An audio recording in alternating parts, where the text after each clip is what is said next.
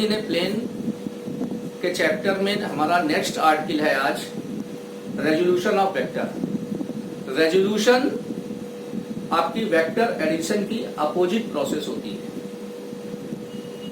Addition में हम लोगों ने क्या किया था कि दो वेक्टर्स को ऐड किया था और ऐड करके उनका रिजल्टेंट निकाला था। रेजोल्यूशन में क्या करेंगे कि हम एक वेक्टर को स्प्लिट करेंगे। तो रेजोल्यूशन क्या हुई? It is the process of splitting of A vector into two और more part.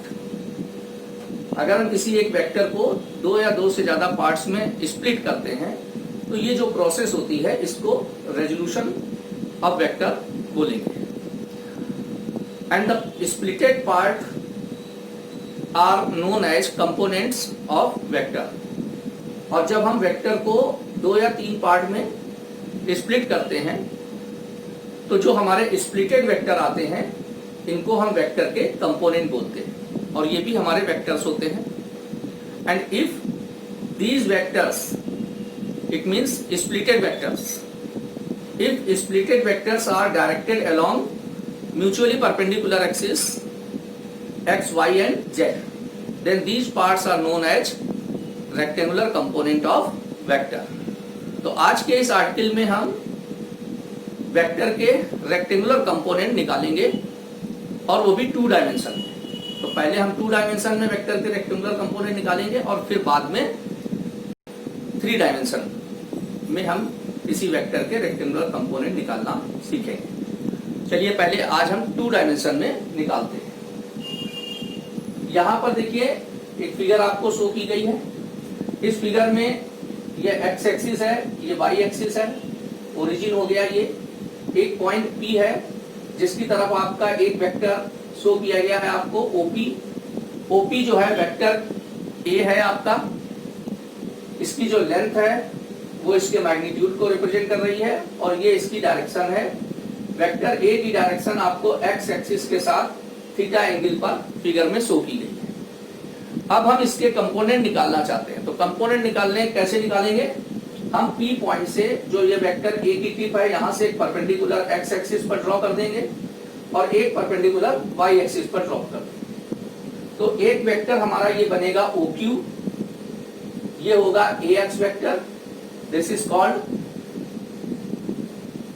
First rectangular component of vector A, क्योंकि ये एक्स एक्सिस की तरफ है। और सेकंड वेक्टर आपका ये होगा ओ आर, जिसको हम ए वाई से डिनोट कर रहे हैं। तो A Y vector is another rectangular component of vector A along Y axis. तो ए एक्स, ए का एक्स एक्सिस की तरफ रेक्टेंगुलर कंपोनेंट हुआ और ए वाई, ए वेक्टर का वाई एक्सिस की तरफ रेक्टेंगुलर कंपोनेंट हो गया।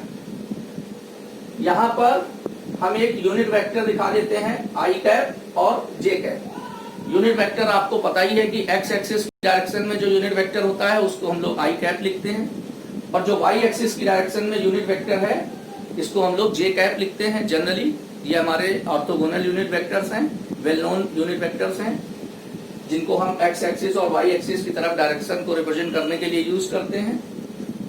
तो अब इस फिगर में अगर हम ये देखें, लॉ ऑफ पैरेललोग्राम अप्लाई करके देखते हैं वेक्टर एडिशन का। तो according to the law of parallelogram of vector addition we can write OP vector is equal to OQ vector plus O R vector. Law of parallelogram का जो हमने आपको special cases पढ़ाए थे उसमें थर्ड केस आपका इसी तरीके का था, जिसमें दो वेक्टर हमारे म्यूचुअली परपेंडिकुलर थे तो रिजल्टेंट 20 से जाता था। और यहाँ पर भी वही सिचुएशन आपको सेम दिखाई दे रही है। यहाँ पर बस थोड़ा सा उसका अपोजिट हमने फिगर ड्रॉ की थी कि पहले वेक्टर को हमने ड्रॉ किया था फिर उसके पार्ट्स ड्रॉ किए थे। तो यहाँ पर अगर हम लॉ ऑफ पैरेललोग्राम अप्लाई करते हैं वेक्टर एडिशन का तो हम क्या देखेंगे कि ओपी वेक्टर इक्वल टू होगा OQ vector plus O R vector. ये हो गया OP vector equal to OQ vector plus O R vector. अब ओपी से हमने वेक्टर ए को रिप्रेजेंट किया है, ओ क्यू से हम ए एक्स वेक्टर को रिप्रेजेंट कर रहे हैं और ओ आर से हम ए वाई वेक्टर को रिप्रेजेंट कर रहे हैं। तो यहाँ पर इनकी वैल्यू पुट कर देंगे तो A vector equal to A x vector plus A Y vector. तो इस तरीके से किसी भी वेक्टर को हम उसके कंपोनेंट के फॉर्म में इस तरीके से रिप्रेजेंट करते हैं। सपोज हमारा अगर ए वेक्टर फोर्स वेक्टर होता तो हम ए की जगह यहाँ पर सिंबल क्या लेते हैं, एफ लेते, और यहाँ पर क्या होता F X vector plus F Y vector. अगर ए हमारा वेलोसिटी होता तो हम ए की जगह यहाँ पर v लिखते और यहाँ पर वी एक्स वेक्टर, ए की जगह v हो जाता, x सफिक्स है, और ये यहाँ पर वी वाई वेक्टर हो जाता। तो इस तरीके से हम ये कॉन्सेप्ट जो है सभी तरीके के वेक्टर्स के लिए देख रहे हैं। जितनी भी वेक्टर क्वांटिटी है सभी के लिए कॉन्सेप्ट होगा, और जनरली कई जगह ऐसी सिचुएशंस आती है हमारे फिजिक्स के कॉन्सेप्ट में जब हमें किसी न किसी वेक्टर को रिजॉल्व करना होता है। कभी वेलोसिटी के कंपोनेंट निकालने पड़ते हैं, कभी मोमेंटम के, कभी फोर्स के, तब हमें ये कॉन्सेप्ट बहुत ज्यादा यूजफुल हो जाता है हमारे लिए। अब ये जो ए एक्स वेक्टर और ए वाई वेक्टर ये है, इसको हम मैग्नीट्यूड और डायरेक्शन में अगर स्प्लिट करके लिखना चाहते हैं तो देखिए यहाँ पर ए एक्स वेक्टर जो लिखा हुआ है इसका मैग्नीट्यूड होगा ए एक्स, और इसकी डायरेक्शन आई कैप से रिप्रेजेंट की जा सकती है। तो हम इसको जब अलग अलग करके लिखना चाहेंगे तो कुछ इस तरीके से लिखेंगे कि A vector equal to A X I cap, और इसी तरीके से ए वाई वेक्टर का मैग्नीट्यूड ए वाई होगा, और ए वाई की डायरेक्शन को ये जे कैप रिप्रेजेंट कर रहा है। तो यहाँ पर हम ए वाई वेक्टर की जगह लिख सकते हैं ए वाई जे कैप। तो ये पूरा वेक्टर के फॉर्म में हो गया, और यहाँ पर हमने बस क्या किया है, मैग्नीट्यूड और डायरेक्शन को अलग अलग कर दिया है। तो ये रिप्रेजेंटेशन वेक्टर का होता है। अगर एक 3 डायमेंशन में अगर हम जाते तो एक कंपोनेंट इसका और हो जाता वेक्टर ए का, जो कि एजेड हो जाता। तो 3 डायमेंशन में यही इक्वेशन हमारी आ जाएगी, प्लस एजेड और आ जाएगी। तो ये हमारा वेक्टर का रिप्रेजेंटेशन हो गया कि किस तरीके से वेक्टर ए को उसके कंपोनेंट के फॉर्म में लिखा जाता है। अब बात आती है कि ये ए एक्स और ए वाई की वैल्यू कैसे फाइंड आउट करेंगे। तो अब देखिए फिर हम इसी फिगर की हेल्प लेंगे। ये हमारा राइट एंगल ट्रायंगल है ओ क्यू पी। इसमें ओ क्यू की जो लेंथ है ये वेक्टर ए एक्स के मैग्नीट्यूड को रिप्रेजेंट कर रही है, और पी क्यू जो है ये ओ आर के पैरेलल है, और इसकी लेंथ के ओ आर की लेंथ के इक्वल होगी। तो ये हमारा ए वाई हो गया, मतलब ये ए वाई वेक्टर के मैग्नीट्यूड को रिप्रेजेंट कर रहा है पी क्यू की लेंथ। अब इस right angle triangle O Q P से हम कॉस थीटा की वैल्यू फाइंड आउट करते हैं। तो ये देखिए ट्रायंगल ओ क्यू पी में आपने कॉस थीटा फाइंड आउट किया, तो cos theta equal to base upon hypotenuse O Q upon O P, O Q upon O P sorry O Q upon O P. O Q हो गया आपका ए x और O P हो गया ए, तो A X equal to हो गया ए cos theta. तो ये हमारा फर्स्ट कंपोनेंट आ गया वेक्टर ए का। देखिए इनिशियली हमें क्या पता था, ए वेक्टर का मैग्नीट्यूड पता था। ए वेक्टर का मैग्नीट्यूड कितना था, ओ से पी तक की ये जो लेंथ है, मतलब ये जो वैल्यू होगी इसकी ये गिवन है आपको, और इसकी डायरेक्शन आपको थीटा पता थी एक्स एक्सिस के साथ में। तो आपको ए का मैग्नीट्यूड पता था और इसकी डायरेक्शन पता थी। तो अगर हमें किसी वेक्टर का मैग्नीट्यूड और डायरेक्शन पता होती है तो हम इस तरीके से इस फार्मूले से वेक्टर के कंपोनेंट निकाल सकते हैं, और ये पहला कंपोनेंट आपका आया, वो भी एक्स एक्सिस की डायरेक्शन में। इसी तरीके से दूसरा कंपोनेंट ए वाई आपको कैलकुलेट करना है, तो फिर इसी राइट एंगल ट्रायंगल से हम साइन थीटा की वैल्यू फाइंड आउट करते हैं। तो साइन थीटा इक्वल टू हो गया P Q upon O P, perpendicular upon hypotenuse, perpendicular upon hypotenuse O P. P Q आपका हो गया ए वाई, क्योंकि पी क्यू की जो लेंथ है वो ए वाई के मैग्नीट्यूड को रिप्रेजेंट कर रही है, और ओ पी की लेंथ ए के मैग्नीट्यूड को रिप्रेजेंट कर रही है। तो ए वाई इक्वल टू आ गया ए साइन थीटा। तो इस तरीके से हम लोगों ने वेक्टर ए के रेक्टेंगुलर कंपोनेंट 2 डायमेंशन में फाइंड आउट कर लिए। एक हो गया A X equal to A cos theta और A Y equal to A sine theta. अब ये कंपोनेंट हमें बहुत जल्दी निकालना आना चाहिए। तो देखिए अगर यहाँ पर इस फिगर को फिर से एक बार देखिए, यहाँ पर ये वेक्टर ए था और ये एक्स एक्सिस के साथ थीटा एंगल बना रहा था। तो इसको लर्न करने का एक शॉर्टकट तरीका आप ये भी समझ सकते हैं कि इतना कैलकुलेशन हम बार बार नहीं किया करेंगे, कभी भी हम डायरेक्ट कंपोनेंट कर लिया करेंगे किसी भी वेक्टर के। जब भी हमें जरूरत पड़ेगी, चाहे वो फोर्स हो, चाहे वेलोसिटी हो, मोमेंटम हो, या कुछ भी वेक्टर क्वांटिटी हो, जिस लाइन के साथ आपका वेक्टर एंगल बनाता हुआ दिखाई देगा, उस लाइन की डायरेक्शन में आपका कॉस वाला कंपोनेंट होगा। यहाँ पर देखिए एक्स एक्सिस के साथ ये वेक्टर ए एंगल थीटा बना रहा है, तो एक्स एक्सिस की डायरेक्शन में ये कॉस वाला कंपोनेंट होगा, और इसके परपेंडिकुलर जो डायरेक्शन है वाई एक्सिस, इधर आपका साइन वाला कंपोनेंट है।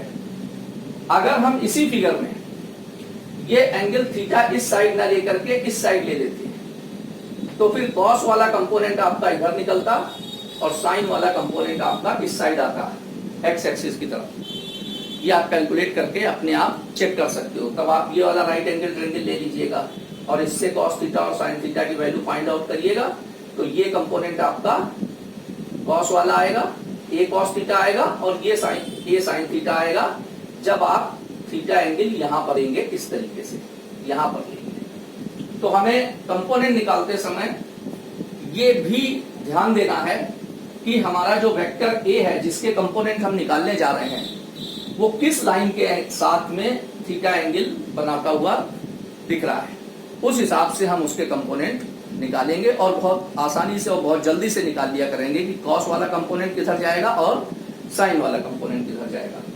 अब जो ये कंपोनेंट हमने निकाले हैं, इनको हम कंपोनेंट तभी कहेंगे जब इनसे वापस हमें फिर से वही वेक्टर और उसकी डायरेक्शन मिल जाए। मतलब ए वेक्टर भी मिल जाना चाहिए और उसकी डायरेक्शन जो एक्स एक्सिस के साथ थीटा है, इसकी वैल्यू भी हमें फाइंड आउट हो जाए। क्योंकि हमने भी आपको बताया था स्टार्टिंग में कि resolution is the opposite process of addition. When we split a single vector into two और more parts in such a way that their combined effect is same as that of the single vector, then these parts are known as its component। अगर आप किसी भी vector को दो या दो से ज्यादा पार्ट में स्प्लिट कर रहे हैं और इस तरीके से स्प्लिट कर रहे हैं पार्ट्स में कि उन सारे पार्ट्स का कंबाइंड इफेक्ट वही होगा जो सिंगल वेक्टर का था, तब हम इनको उस वेक्टर के कंपोनेंट बोलेंगे। तो हमें इनको हम कंपोनेंट कह रहे हैं, तो फिर हम इनसे वेक्टर ए भी निकाल करके दिखाना चाहेंगे। तो बहुत इजी वे में इसको निकाल सकते हैं आप। ये जो इक्वेशन 2 आपने यहाँ पर बनाई हुई है, फर्स्ट कंपोनेंट की और सेकंड कंपोनेंट की इक्वेशन 3, इनको स्क्वायर करके आप ऐड कर लीजिए। तो जब हम स्क्वायर करके ऐड करेंगे दोनों को, तो equation 2 square plus equation 3 square, तो ये आ जाएगा इधर से लेफ्ट हैंड साइड से ax square plus ay square, और राइट हैंड साइड में हो जाएगा a square cos square theta plus a square sin square theta. a square यहाँ पर कॉमन हो जाएगा, ब्रैकेट में हो जाएगा cos square theta plus sin square theta. ये आपका एज इट इज है। cos square plus sin square theta 1 होता है, तो ये हो गया ax square plus ay square equal to a square into 1, और इसको सिंपल आप a स्क्वायर लिख सकते हैं। तो इस तरीके से आपके a की वैल्यू आ जाएगी under root ax square plus ay square, और a आपका क्या था, वेक्टर a का मैग्नीट्यूड था। तो आप इसको यूं लिखिए या इस तरीके से लिखिए, मैग्नीट्यूड ऑफ वेक्टर a और simple a equal to under root ax square plus ay square. तो अब यहाँ से इस फार्मूले से देखिए, जब आपको कंपोनेंट ax ay पता है तो आप ये फार्मूला अप्लाई करके वेक्टर a का मैग्नीट्यूड फाइंड आउट कर सकते हैं। अब इसकी डायरेक्शन के लिए क्या करेंगे, इक्वेशन 3 है, इसको इक्वेशन 2 से डिवाइड कर देंगे। Equation 3 divided by equation 2, so ay upon ax equal to a sin theta upon a cos theta. ये आ गया आपका a कैंसिल हो गया, sin theta upon cos theta tan theta. तो ये आपकी डायरेक्शन आ गई वेक्टर a की, tan theta equal to ay upon ax, और you can write theta equal to tan inverse ay upon ax। tan को आप राइट साइड ट्रांसफर करेंगे तो ये इनवर्स फंक्शन के फॉर्म में आ जाएगा, तो theta equal to tan inverse ay upon ax। तो इस फार्मूले से हमको डायरेक्शन मिल जाएगी वेक्टर a की। अगर हमें उसके कंपोनेंट पता है तो हम उसकी डायरेक्शन भी बता सकते हैं और उसका मैग्नीट्यूड यहाँ से बता सकते हैं। अब जैसे हम लोगों ने पोजीशन वेक्टर पढ़ा हुआ है किसी भी ऑब्जेक्ट का या किसी भी पॉइंट का, तो पोजीशन वेक्टर के कंपोनेंट हम इसी कॉन्सेप्ट से निकाल सकते हैं। एक ये फिगर आपके सामने हमने शो की हुई है, इसमें आपका एक P पॉइंट दिखाया गया है XY प्लेन में। इसका मतलब है एक ऑब्जेक्ट है, आप ये एज्यूम कर सकते हैं कि एक ऑब्जेक्ट है जो P पॉइंट पर आपने प्लेस की है, और ये जो कोऑर्डिनेट सिस्टम आपका दिख रहा है इसका ओरिजिन आपका ये है। तो ऑब्जेक्ट जो पॉइंट P पर है, इसकी इस सिस्टम के ओरिजिन के रिस्पेक्ट में पोजीशन वेक्टर R है। तो R जो है पॉइंट P का पोजीशन वेक्टर शो किया गया है with respect to origin O। अब इसके कंपोनेंट निकालेंगे तो हम ये सेम कॉन्सेप्ट जो हमने यहाँ पर किया था, यही कॉन्सेप्ट अप्लाई करेंगे। परपेंडिकुलर ड्रॉप करेंगे एक्स एक्सिस की तरफ और वाई एक्सिस की तरफ। तो यहाँ पर भी देखिए एक्स एक्सिस की तरफ परपेंडिकुलर ड्रॉप किया, वाई की तरफ ड्रॉप किया। एक्स एक्सिस की तरफ पोजीशन का जो कोऑर्डिनेट होगा वो x होगा और y एक्सिस की तरफ y होगा। तो x एक्सिस की तरफ पोजीशन वेक्टर का कंपोनेंट हम बोलेंगे x वेक्टर, और y एक्सिस की तरफ पोजीशन वेक्टर r का कंपोनेंट बोलेंगे y वेक्टर। और अगर हमारे x एक्सिस और y एक्सिस की तरफ यूनिट वेक्टर i कैप और j कैप है, तो हम x वेक्टर को x i कैप भी लिख सकते हैं और y वेक्टर को y j कैप भी लिख सकते हैं, मैग्नीट्यूड और डायरेक्शन को अलग अलग शो करके। यहाँ पर जो x और y लिखे हुए हैं ध्यान दीजिएगा, ये x और ये y, ये x वेक्टर और y वेक्टर के मैग्नीट्यूड हैं, और ये कंप्लीट वेक्टर लिखा हुआ है y वेक्टर और ये कंप्लीट लिखा हुआ है x वेक्टर, और ये हो गया पोजीशन वेक्टर। तो x vector y vector position vector के रेक्टेंगुलर कंपोनेंट है। अब according to law of parallelogram यहाँ पर भी वही होगा, OP vector equal to OQ vector plus OR vector. OP vector आपका R था, फिगर में दिख रहा है आपको, OQ वेक्टर X वेक्टर है और OR वेक्टर Y वेक्टर है। और इसको जब अलग अलग करके लिखेंगे तो XI cap plus YJ cap. तो पोजीशन वेक्टर को उसके कंपोनेंट के फॉर्म में इस तरीके से रिप्रेजेंट किया जाता है। अगर 3 डायमेंशन में होता तो यहाँ पर ZK और आ जाता, XI cap plus YJ cap plus ZK cap. और x और y की वैल्यू इसी तरीके से आप निकालेंगे जैसे हमने यहाँ पर कैलकुलेट की थी। तो x की वैल्यू आएगी r cos थीटा और y की वैल्यू आएगी r sin थीटा। यहाँ पर देखिए ये r वेक्टर आपका x एक्सिस के साथ थीटा एंगल बना रहा है, तो x एक्सिस की तरफ cos वाला कंपोनेंट आ गया r का, r cos थीटा, और इसके परपेंडिकुलर r sin थीटा। तो हमेशा जब भी कंपोनेंट हम किसी भी वेक्टर के निकालेंगे, चाहे हमें वेलोसिटी के निकालने हो, चाहे फोर्स के निकालने हो, चाहे मोमेंटम के निकालने हो, हम इसी तरीके से कंपोनेंट बहुत इजीली फाइंड आउट कर लिया करेंगे।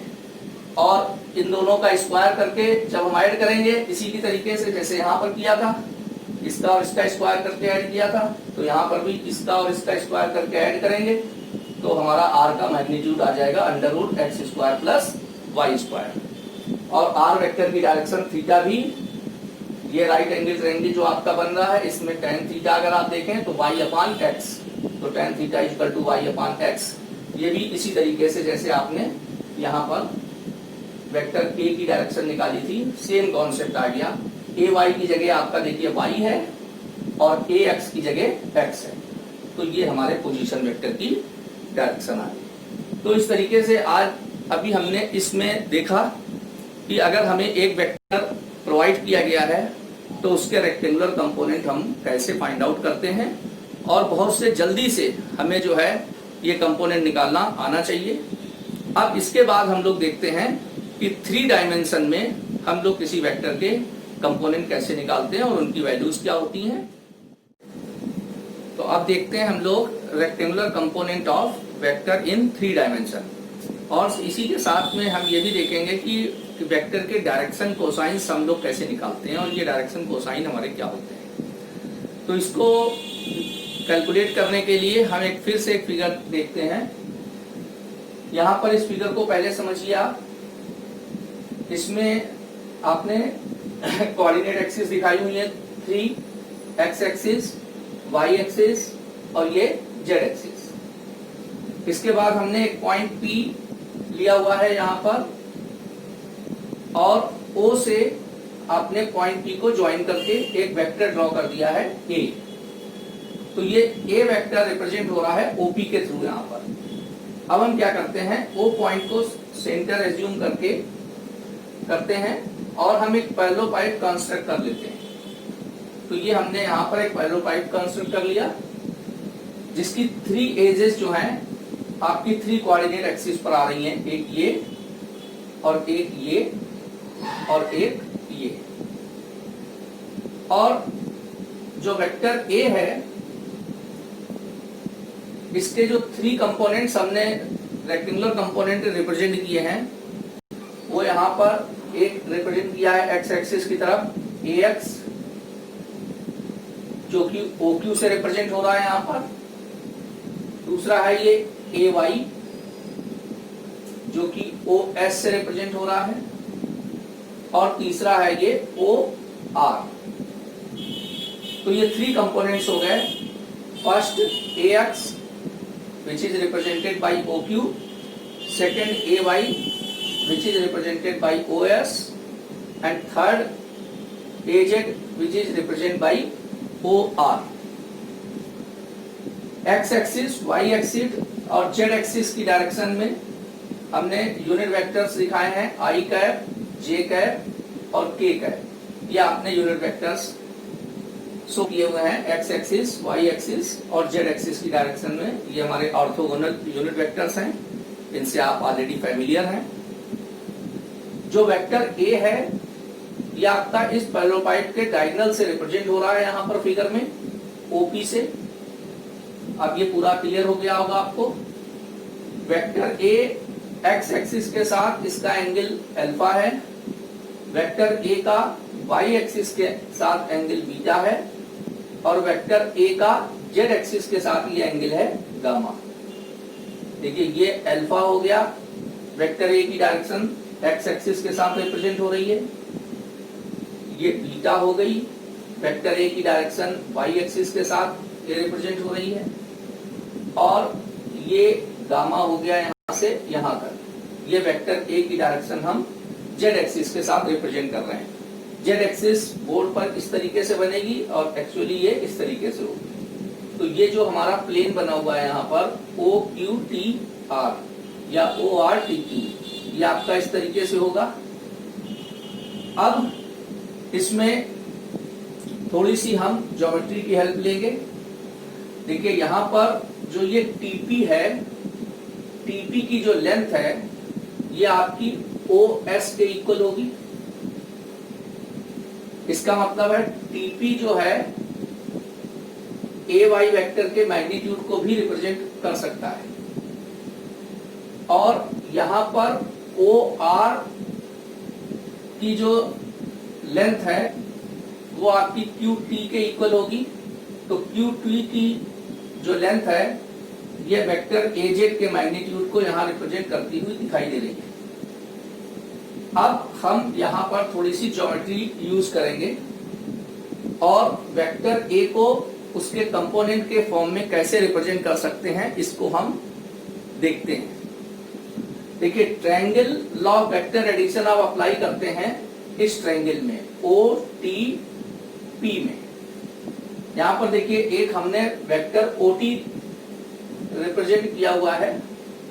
अगर आप इस ट्रायंगल को देखें ओ टी पी और इसमें ट्रायंगल लॉ अप्लाई करेंगे तो अकॉर्डिंग टू ट्रायंगल लॉ अगर हम ओ टी वेक्टर एक लें और सेकंड लें टीपी वेक्टर, तो ओ टी वेक्टर और टीपी वेक्टर का रिजल्टेंट हमारा आएगा ओपी वेक्टर।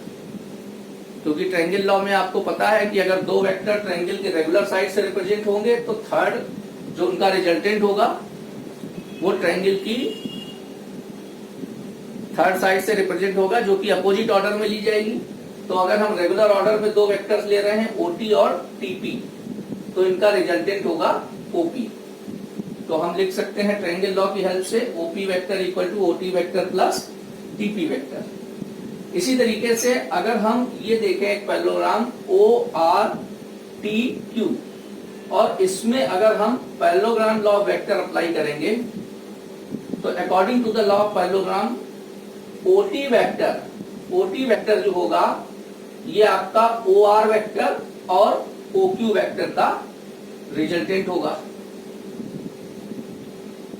क्योंकि लॉ ऑफ पैरेललोग्राम से आपको ऑलरेडी आइडिया है कि अगर दो वेक्टर्स पैरेललोग्राम की दो एडजेसेंट साइड से रिप्रेजेंट होते हैं तो उनका रिजल्टेंट मैग्नीट्यूड और डायरेक्शन में उसके उस डायगोनल से रिप्रेजेंट होता है जो दोनों वेक्टर के इंटरसेक्शन पॉइंट से पास होता है। तो यहाँ पर ए एक्स वेक्टर और ए जेड वेक्टर ये आपके दो एडजेसेंट साइड से रिप्रेजेंट हो रहे हैं पैरेललोग्राम की, तो ये ओटी वेक्टर इन दोनों का रिजल्टेंट होगा जो कि इसका डायगोनल है। तो according to parallelogram law of vector हम लिख सकते हैं OT vector equal to O R vector plus O Q vector, और यहां से ओटी वेक्टर की जो वैल्यू है इसको हम यहां पर इक्वेशन नंबर 1 में पुट कर देंगे। तो हमारा बन जाएगा OP vector equal to O R vector plus O Q vector plus TP vector. यहाँ पर देखिए ओटी वेक्टर लिखा हुआ है, तो ये ओटी की वैल्यू हम यहाँ पर सब्स्टिट्यूट कर रहे हैं, तो ये आ गया हमारा OP vector equal to O R vector plus O Q vector plus TP vector.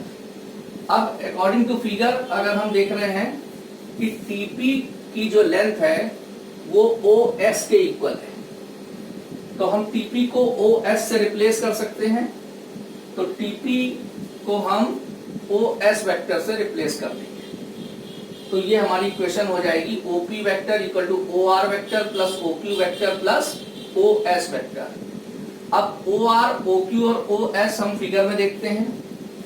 O R है हमारा ए जेड, ओ क्यू है ए एक्स और ओ एस है ए वाई, तो ये वैल्यू हम यहाँ पर पुट कर देते हैं। तो ओ आर हमारा था ए जेड, ओ क्यू था ए एक्स और ओ एस था ए वाई। तो हम इसको फिर स्टेट करके लिख लेते हैं OP vector equal to A x vector plus A Y vector plus A Z vector. इसी तरीके से जब हमने निकाला था 2 डायमेंशन में, और ये ओपी हमारा हो जाएगा ए वेक्टर, तो इसको हम लिख देंगे यहाँ पर ए वेक्टर। तो A vector is equal to A x vector plus A Y vector plus A Z vector. तो ये हमने वेक्टर ए का रिप्रेजेंटेशन कर दिया उसके रेक्टेंगुलर कंपोनेंट्स के फॉर्म में। अब अगर हम कंपोनेंट के मैग्नीट्यूड और डायरेक्शन को अलग अलग रिप्रेजेंट करना चाहते हैं तो हम इसी को लिख सकते हैं ए X I cap, A Y J cap plus A Z के कैप। यहाँ पर आपको क्लियर है कि ए एक्स जो है वेक्टर ए एक्स का मैग्नीट्यूड है, A Y vector A Y का मैग्नीट्यूड है और A Z vector A Z का मैग्नीट्यूड है, और A x vector A Y vector A Z vector हमारे क्या है, वेक्टर ए के रेक्टेंगुलर कंपोनेंट है। अब इनकी वैल्यू क्या होगी, ए एक्स ए वाई और ए जेड की वैल्यू क्या होगी, इनका मैग्नीट्यूड क्या होगा, इसके लिए हम फिर से फिगर आप देखिए। फिगर में अगर आप देखेंगे कि वेक्टर ए हमारा जो यहाँ पर शो है ये एक्स एक्सिस के साथ अल्फा एंगल बनाता हुआ दिख रहा है, वाई एक्सिस के साथ ये बीटा बनाता हुआ दिख रहा है, और जेड एक्सिस के साथ इसका एंगल ये गामा दिखाई दे रहा है। हमने आपको 2 डायमेंशन में बताया था कि आपका जो वेक्टर है जिस लाइन के साथ एंगल बना रहा होगा उस लाइन की डायरेक्शन में हम उसका कॉस वाला कंपोनेंट लेते हैं। यहाँ पर हमको वेक्टर एक्स वाई और जेड तीनों के साथ जो एंगल बना रहा है वो आपको गिवन है फिगर में, तो अल्फा बीटा और गामा आपको तीनों पता है। तो हम सेम वही कॉन्सेप्ट 2 डायमेंशन वाला अप्लाई करते हैं, तो हमें ए एक्स की वैल्यू मिल जाएगी ऑटोमेटिक यहाँ इस फिगर से ए एक्स कॉस अल्फा, क्योंकि वेक्टर ए एक्स एक्सिस के साथ जो है एंगल अल्फा आपका बनाता हुआ दिख रहा है। तो अगर हम एक्स एक्सिस की तरफ इसका कंपोनेंट निकालेंगे तो वो ऑटोमेटिक हमारा आ जाएगा ए कॉस अल्फा, जैसे कि हमने 2 डायमेंशन में कैलकुलेट किया था। सिमिलरली ए वेक्टर हमारा वाई एक्सिस के साथ ये बीटा एंगल बना रहा है, तो वेक्टर ए का वाई एक्सिस की तरफ कंपोनेंट हो जाएगा ए कॉस बीटा, क्योंकि ये वेक्टर हमारा इस लाइन के साथ एंगल बना रहा है बीटा। तो सेम कॉन्सेप्ट अप्लाई किया। इसी तरीके से ए वेक्टर जेड एक्सिस के साथ एंगल बना रहा है गामा, तो ए का जेड एक्सिस की डायरेक्शन में कंपोनेंट हो जाएगा ए कॉस गामा। तो ये हमारे ए एक्स ए वाई और ए जेड की वैल्यू आ गई। A X equal to A cos alpha, A Y equal to A cos beta और A Z equal to A cos gamma. यहाँ पर ये जो cos alpha, cos beta, cos gamma है, ये वेक्टर के डायरेक्शन कोसाइंस होते हैं। Cos alpha, cos beta and cos gamma are known as direction cosine of vector. तो इनकी वैल्यूज हो जाएगी cos alpha equal to A X upon A, cos beta equal to a y upon a and cos gamma equal to a z upon a. Means अगर आपको एक vector A given है और उसके आपको डायरेक्शन कोसाइन बताने हैं, मतलब वो एक्स एक्सिस के साथ किस एंगल पर है, वाई एक्सिस के साथ किस एंगल पर है, जेड एक्सिस के साथ किस एंगल पर है, और उन एंगल्स के कॉस की वैल्यू आपको बतानी है। तो हम क्या करेंगे, कॉस अल्फा जब लिखेंगे तो वेक्टर ए का एक्स एक्सिस की डायरेक्शन में जो मैग्नीट्यूड है उसको हम वेक्टर ए के मैग्नीट्यूड से डिवाइड कर देंगे। ये देखिए, तो हमारा cos alpha first direction cosine आ जाएगा। इसी तरीके से कॉस बीटा हम निकालेंगे, तो कॉस बीटा में क्या करना पड़ेगा हमें कि वेक्टर ए का जो वाई एक्सिस की डायरेक्शन में कंपोनेंट है उसके मैग्नीट्यूड को हम वेक्टर ए के मैग्नीट्यूड से डिवाइड करेंगे। फिर कॉस गामा के लिए क्या करेंगे, वेक्टर ए का जेड एक्सिस की डायरेक्शन में जो कंपोनेंट है उसके मैग्नीट्यूड से को हम वेक्टर ए के मैग्नीट्यूड से डिवाइड करेंगे। तो कॉस अल्फा के लिए वेक्टर ए का एक्स कंपोनेंट का मैग्नीट्यूड लेकर के उसको हम वेक्टर ए के मैग्नीट्यूड से डिवाइड करेंगे। कॉस बीटा के लिए वेक्टर ए के वाई एक्सिस की डायरेक्शन में जो कंपोनेंट है उसका मैग्नीट्यूड लेके हम उसको वेक्टर ए के मैग्नीट्यूड से डिवाइड करेंगे। और इसी तरीके से कॉस गामा के लिए हम करेंगे ए जेड अपॉन ए। अब हम ये वेक्टर ए का मैग्नीट्यूड कैसे निकालेंगे ये भी देखते हैं, जैसे हम लोगों ने 2 डायमेंशन में निकाला था। तो 2 डायमेंशन में हम लोगों ने वेक्टर ए का मैग्नीट्यूड जो निकाला था वो निकाला था a is equal to under root A x square plus A Y square. यहाँ पर ये आएगा a is equal to under root A x square plus A Y square plus A Z square. ये a के magnitude को निकालने के लिए हम फिर से थोड़ा सा फिगर की हेल्प लेंगे।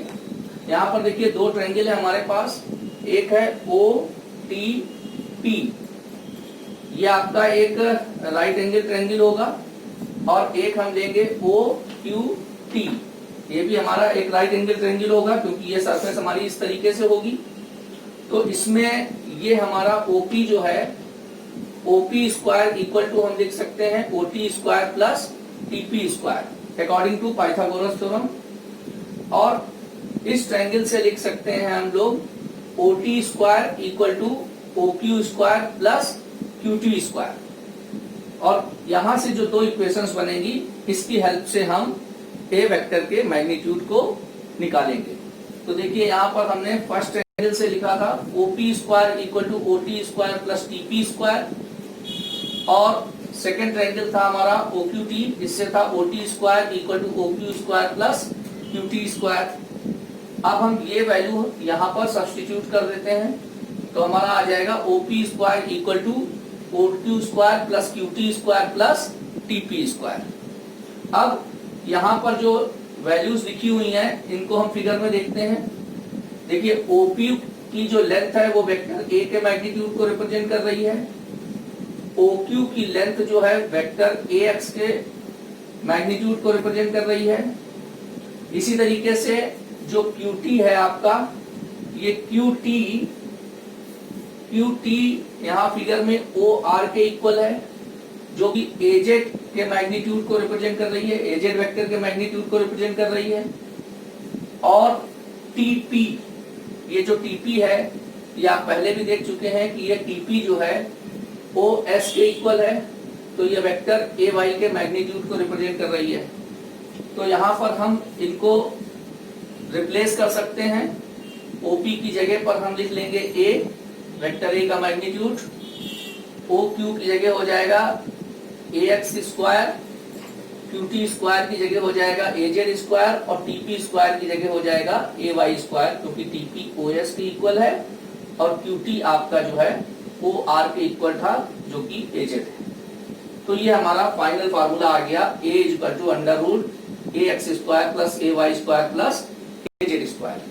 तो हमने इस तरीके से देखा कि जैसे हमने 2 डायमेंशन में निकाला था कि अगर हमें किसी वेक्टर के दो कंपोनेंट पता है ax और ay, तो उसका रिजल्टेंट हम निकालते थे a equal to under root ax square plus ay square. तो 3 डायमेंशन में ये उसी तरीके से एक्सटेंड हो गया और यहाँ एक टर्म और इंक्लूड हो गया है az स्क्वायर। अब जो ये हमने डायरेक्शन कोसाइन निकाले थे, इन डायरेक्शन कोसाइंस के टर्म्स में भी हम वेक्टर a को रिप्रेजेंट कर सकते हैं।